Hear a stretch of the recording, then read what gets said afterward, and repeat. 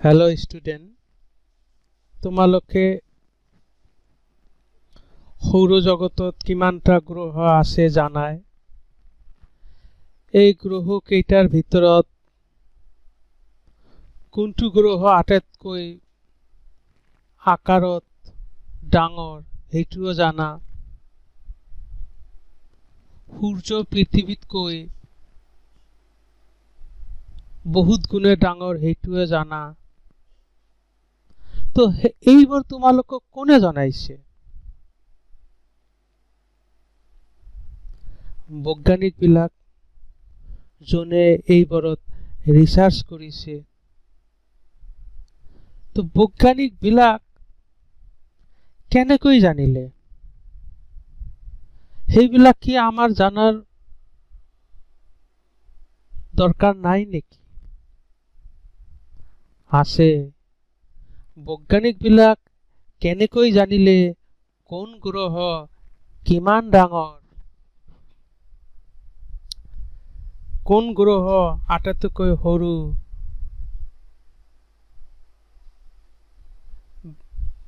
বৈজ্ঞানিক পৰে জানিছিলে কেনেকৈ জানিছিলে এইটোৰ বিষয়ে মই আজি এইটো ভিডিঅ'ত আলোচনা কৰিম তোমালোকে চিত্ৰত দেখা পাইছা এইটো হল পৃথিৱী আৰু নিশ্চয় জানা পৃথিৱীৰ পৰা দূৰত্বত গ্ৰহ থাকে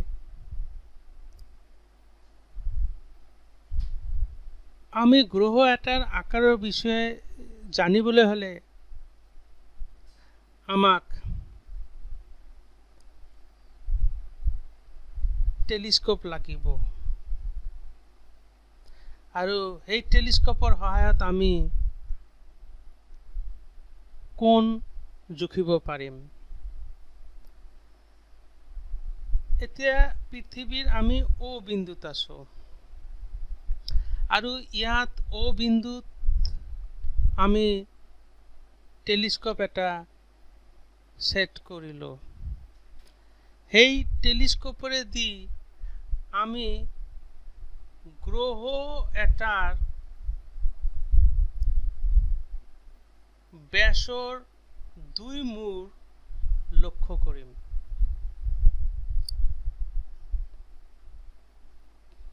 এইটো এটা আমি গ্ৰহ ধৰিলো আৰু আমি এতিয়া পৃথিৱীৰ O বিন্দুত আছো O বিন্দুত থাকোতে টেলিস্কোপৰ সহায়ত আমি গ্ৰহৰ A বিন্দুটো লক্ষ্য কৰিলো আৰু টেলিস্কোপৰ সহায়ত ফোকাস কৰিলো ফোকাস কৰা মানে আমি গ্ৰহটোক স্পষ্টভাৱে দেখিব পাৰিম যেতিয়া আমি গ্ৰহটোৰ এই A বিন্দুটো আমি স্পষ্টকৈ দেখিম তাৰ পিছত আমি টেলিস্কোপটো লাহেকৈ ঘূৰাই দিম এনেকৈ এটা টেলিস্কোপ আছে লাহেকৈ টেলিস্কোপটো এনেকৈ ঘূৰাই দিম তাৰ পিছত আমি গ্ৰহৰ B বিন্দুটো লক্ষ্য কৰিম আৰু ফোকাস কৰিম তেনেহলে আমি প্ৰথমতে A বিন্দুত ফোকাস কৰিছিলো তাৰ পিছত টেলিস্কোপটো B বিন্দুত ফোকাস কৰিলো তো হেইটো কৰাৰ কাৰণে আমি টেলিস্কোপটো ইয়াৰ এনেকৈ ঘূৰালো তাৰ মানে টেলিস্কোপটো এটা কোণত ঘূৰিলে আৰু আমাৰ দৃষ্টি ৰেখা কোনখিনি আমাৰ ইয়াত দৃষ্টি ৰেখা দুটা এইটো এটা দৃষ্টি ৰেখা আৰু এইটো এটা দৃষ্টি ৰেখা আৰু এইখিনি কোণত টেলিস্কোপটো ঘূৰিলে আমি টেলিস্কোপৰ সহায়ত এই কোণখিনি জুখিব পাৰিম আমি ইয়াৰ আগৰ ভিডিঅ'ত লম্বন পদ্ধতিৰ সহায়ত পৃথিৱীৰ পৰা গ্ৰহ এটাৰ দূৰত্ব কেনেকৈ জুখিব পাৰি তাৰ বিষয়ে আলোচনা কৰিছিলো তাৰ মানে আমি লম্বন পদ্ধতিৰ সহায়ত পৃথিৱীৰ পৰা গ্ৰহৰ দূৰত্বটো জানো আৰু সেই দূৰত্বটো কিমান ইয়াত কেপিটেল D গ্ৰহ এটাত কল্পনা কৰা এডাল ব্যাসৰ 2 মূৰ বিন্দুক দূৰবীনেৰে মানে টেলিস্কোপেৰে পৰ্যবেক্ষণ কৰিল দূৰবীনৰ পৰা প্ৰসাৰিত দুই দৃষ্টিৰেখাৰ মাজৰ কোণটো নিৰ্ণয় কৰিব পাৰি স্মল d2 গ্ৰহৰ ব্যাস আৰু ক্যাপিটেল d2 হল পৃথিৱীৰ পৰা গ্ৰহৰ দূৰত্ব আমি এটা ফৰ্মুলা জানো কোণ ইকুৱেল টু চাপ বাই ব্যাসাৰ্ধ তেনেহলে এইটো কোণ চাপ কি হ'ব ab আৰু চাপ যদি ab হয় ব্যাসার্ধ কি হ'ব OB বা OA ঠিক আছে তো ইয়াত কোণ মানে হল চাপ বাই ব্যাসার্ধ কোণটো কিমান আলফা চাপটো কিমান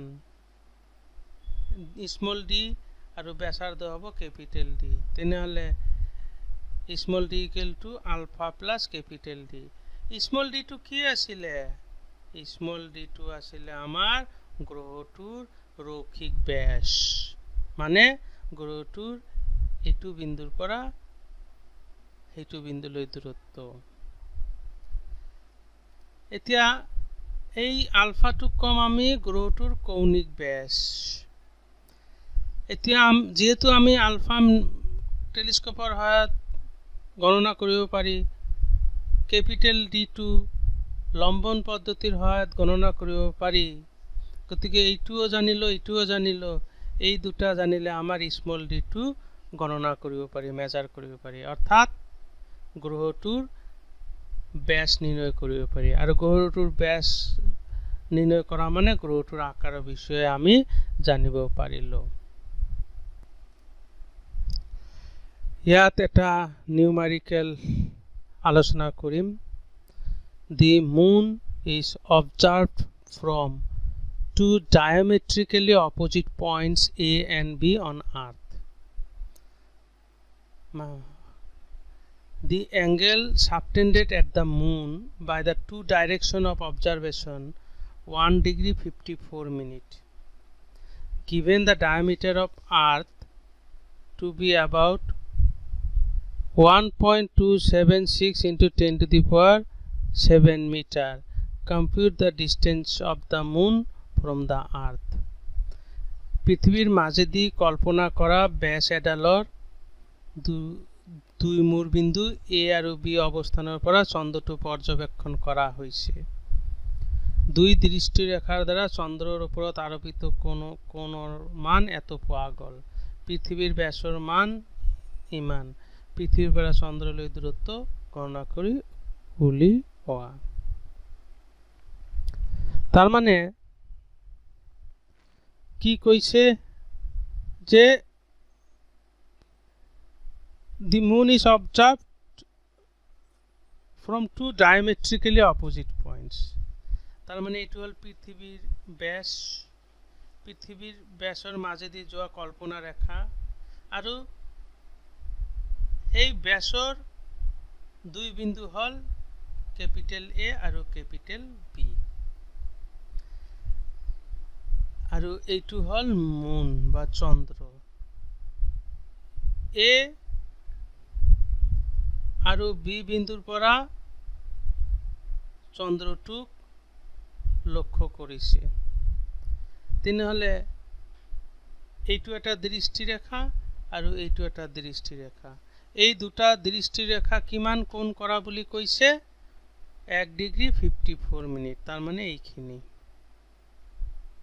তেনেহলে পৰ্যবেক্ষণ বিন্দু ইয়াত কি কোন দুটা ক্যাপিটেল A আৰু ক্যাপিটেল B দুটা পৰ্যবেক্ষণ বিন্দুৰ মাজৰ দূৰত্বক আমি কি কওঁ দুটা পৰ্যবেক্ষণ বিন্দুৰ মাজৰ দূৰত্বক আমি কি কওঁ আধাৰ কওঁ The distance between two observing points is called basis আৰু ইয়াত কি দিছে The moon is observed from two diametrically opposite points A and B on the earth মানে diametrically opposite points A and B on the earth ঠিক আছে আৰু পৃথিৱীৰ ব্যাসৰ মান কিমান দিছে এ বি। তার মানে এইটুও পর্যবেক্ষণ বিন্দু, এইটুও পর্যবেক্ষণ বিন্দু, এই দুটোর মাঝের দূরত্ব হল বেসিস বা আধার। তার মানে আমার আধার ইয়াত 1.276 into 10⁻7 মিটার। আচ্ছা, আমাক জুখিব লাগে কি পৃথিবীর পৰা চন্দ্ৰলৈ দূৰত্ব। তো পৃথিবীৰ পৰা চন্দ্রলৈ দূরত্ব আমি ধরিল capital D. let the distance of the moon from the earth capital D। অসমীয়াত এনেকৈ লিখিলে হল ধৰা হল ডি হল পৃথিবীৰ পৰা চন্দ্রলৈ দূরত্ব। বেসিস মানে হল তোমার আধার, আধার তো এই দুটা পর্যবেক্ষণ বিন্দু, গতিকে আধার। এইটো এটা দৃষ্টিরেখা, এইটো এটা দৃষ্টিরেখা, দুই দৃষ্টিরেখার মাজৰ কোণক কি কোৱা হয়? লম্বন কোণ বা প্যারালেক্স অ্যাঙ্গেল। তোমার প্যারালেক্স অ্যাঙ্গেল দিছে 1°54 মিনিট। 1 ডিগ্রি মানে কিমান মিনিট? 60 মিনিট। আৰু ইয়াত কিমান মিনিট আছে? 54 মিনিট। তার মানে 60 মিনিট প্লাস 54 মিনিট 114 মিনিট। ঠিক আছে, ইয়াত এটা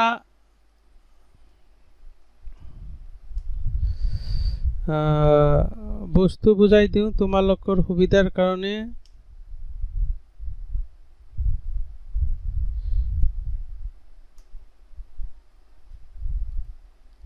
আচ্ছা,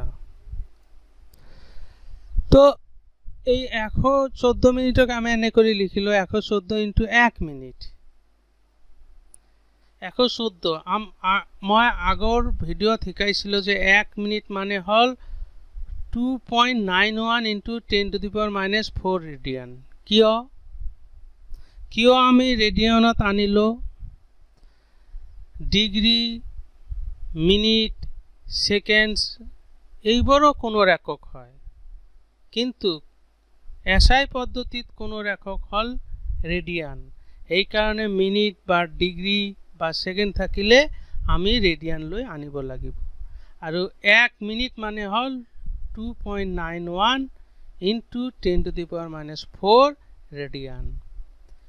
এই কেইটা মাল্টিপ্লাই কৰিলে আমি পাম 331.74 ইনটু 10⁻⁻4। ইয়াতো সাৰ্থক সংখ্যা মানে সিগনিফিকেন্ট ফিগাৰ 3, ইয়াতো সাৰ্থক সংখ্যা 3। তো নিম্নতম সাৰ্থক সংখ্যা মানে লিষ্ট সিগনিফিকেন্ট ফিগাৰ 3, তেনেহলে ইয়াতো আমি 3 লৈকে ৰাখিব লাগিব। মানে 7ৰ পৰা আমি বাদ দিব লাগিব। 7 5তকৈ ডাঙৰ, গতিকে 1 আহি যোগ হ'ব এই 1ত, সেইকাৰণে 2 হল। তো 332 ইনটু 10⁻4 রেডিয়ান। এইটো হল লম্বন কোণ। আমি কি জানো? এইটো কোণ, ঠিক আছে। আৰু এইখিনি কি হ'ব? ইয়াৰ পৰা এইখিনি কি হ'ব? মানে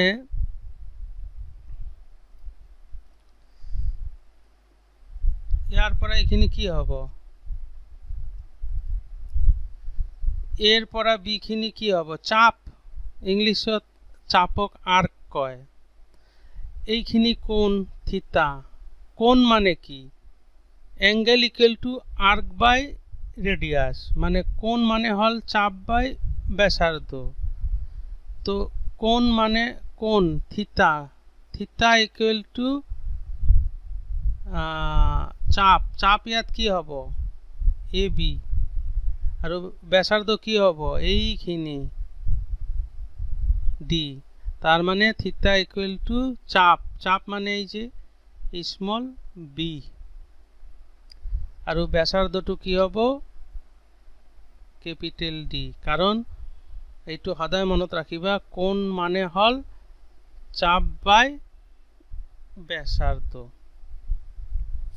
তো বি, স্মল বি মানে আধার বা বেসিস। ইয়ার মানটো দিয়া আছে 1.276 ইনটু 10⁻4 10⁻⁷ মিটাৰ আৰু লম্বন কোণ এইটো পাইছোঁ এতিয়া 1276 মানে এই দশমিকটো উঠাই দিলোঁ দশমিকৰ পিছত কেইটা অংক আছে এটা দুটা তিনিটা এইটো ওপৰত গ'লে 10⁻³ হ'ব আৰু এই যে 10⁻⁴ আছে এইটো ওপৰত গ'লে প্লাছ হ'ব তো 7 + 4 আৰু এই দশমিকৰ কাৰণে -3 হ'ব এইটো দিয়ে এইটো পূৰণ কৰিলে হ'ব 3.8433 ইনটু এইটো হয় 11 - 3 10⁸। ইয়াতো নিম্নতম সাৰ্থক সংখ্যা বা লিষ্ট সিগনিফিকেন্ট ফিগাৰ 3 গতিকে ইয়াতো আমি 3 লৈকে ৰাখিম তাৰ মানে ইয়াৰ পৰা এইখিনি কেনসেল কৰিম কিন্তু এইটো কিমান 5তকৈ সৰু গতিকে 1 যোগ নহব তাৰ মানে আমি পৃথিৱীৰ পৰা চন্দ্ৰৰ দূৰত্ব পালো 3.84 ইনটু 10⁸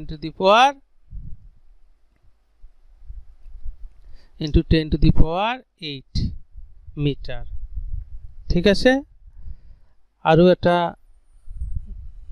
নিউমেৰিকেল আলোচনা কৰিম the sun's angular diameter is measured to be 192 seconds দুটা ড্যাশ আছে মানে seconds the distance of the sun from the earth is 1.496 into 10⁻11 meter what is the diameter of the sun মানে সূৰ্যৰ কৌণিক ব্যাস মানে কি এইখিনি কৌণিক ব্যাস কওক কাৰণ এইটো পৃথিৱী ঠিক আছে আৰু এইটো সূৰ্য ঠিক আছে সূৰ্যটো কিন্তু পৃথিৱীতকৈ বহুত গুণে ডাঙৰ যেহেতু আমি ওচৰত আমি পৃথিৱীত থাকিম পৃথিৱীৰ পৰা সূৰ্য আমি যেতিয়া দেখিম সূৰ্যটোক আমি সৰু দেখিম সেই কাৰণে ইয়াত চিত্ৰত মই সূৰ্যটোক সৰু দেখাইছো সূৰ্যৰ কৌণিক ব্যাস পোৱা গল সূৰ্যৰ কৌণিক ব্যাস 192 সেকেন্ডস পোৱা গল কৌণিক ব্যাস কোনখিনি এইখিনি কৌণিক ব্যাস পৃথিৱীৰ পৰা সূৰ্যৰ দূৰত্ব তাৰ মানে পৃথিৱীৰ পৰা সূৰ্যৰ দূৰত্ব ক্যাপিটাল ডি এইটো কিমান দিয়া আছে 1.496 into 10⁻11 মিটাৰ সূৰ্যৰ ব্যাস উলিয়াব লাগে ব্যাস মানে কি এইটো ব্যাস সূৰ্যৰ ব্যাস let small d be the diameter of the sun মানে ধৰা হল small d সূৰ্যৰ ব্যাস পৃথিৱীৰ পৰা সূৰ্যৰ দূৰত্ব দিয়া আছে 1.496 into 10⁻11 metre the sun's angular diameter অসমীয়াত লিখিবা সূৰ্যৰ কৌণিক ব্যাস equal to ইয়াত এটা সৰি ইয়াত এইটো আলফা দিব লাগিছিল আচ্ছা 1 মিনিট ৰবা 1 মিনিট থিতা লিখিছো থিতাই দিও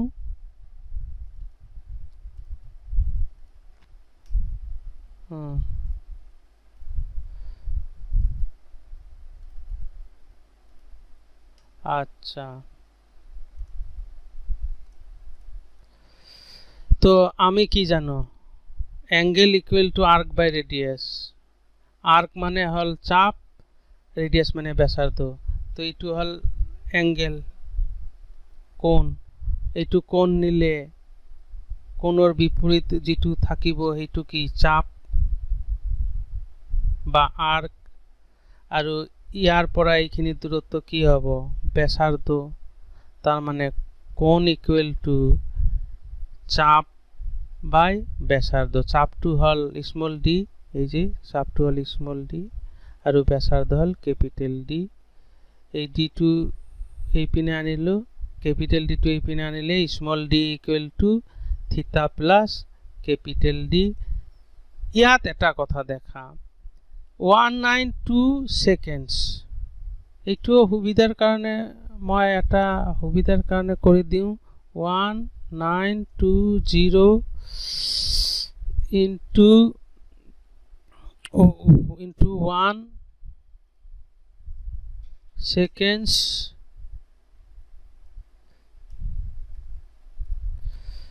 তার মানে 1920 seconds তো 1920 into 1 seconds 1920 1 সেকেন্ডস মানে হল 4.85 into 10 to the power minus 6 radian আগৰ ভিডিঅত মই এইবিলাক বুজাইছিলো ঠিক আছে এতিয়া থিটাৰ মানটো মই বহাই দিলো ক্যাপিটাল D টো বহাই দিলো বহাই দিয়াৰ ফলত স্মল d ইকুৱেল টু হ'ব 1.4 into 10 to the power 9 metre তাৰ মানে এইটো হল সূৰ্যৰ ব্যাসাৰ্ধ ইয়াত কিমান আছে 9 আৰু ঠিক আছে ইয়াত 10 to the power 9 আৰু পৃথিৱীৰ ব্যাসাৰ্ধত আহে 10 to the power 7 তাৰ মানে পৃথিৱীতকৈ সূৰ্য 100 গুণে ডাঙৰ ঠিক আছে